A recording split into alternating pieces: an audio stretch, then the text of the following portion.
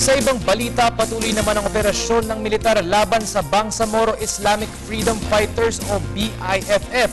Ito ay matapos maganap ang isang engkwentro sa pagitan ng militar at BIFF kaninang madaling araw. Nagbabalik si Waywaya Macalma para sa detalye. Magandang hapon sa iyo, Waywaya.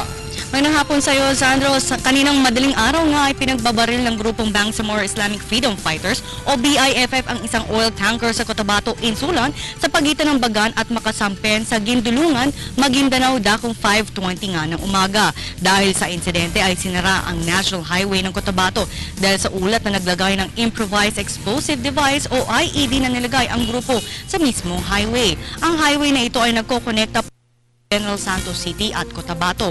Kaya naman maraming mga commuters ngayon at mga motorista ang stranded hanggang sa ngayon. Dakong alas 7 naman kanina umaga nagsagawa ng clearing operation sa militar sa mismong highway, ngunit pinaputokan muli sila ng grupong BIFF.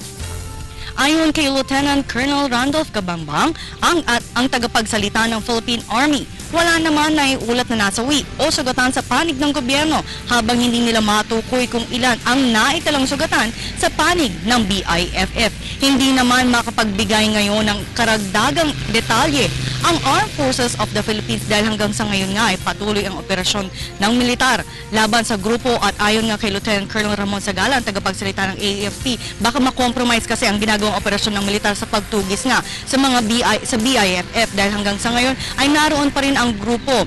Ang BIFF, Sandro, ay kilalang breakaway group ng Moro Islamic Liberation Front na pinangungunahan ni Commander Ustads Amiril Umbracato na naghasik ng gulo noong taong 2008 nang hindi nga mapirmahan ang Memorandum of Agreement on Ancestral Domain dahil sa inilabas na TRO ng Supreme Court na tinawag nga nilang unconstitutional. At yan ang pinaka-latest mula dito. Para sa Telebisyon ng Bayan, Waywaya Macalma.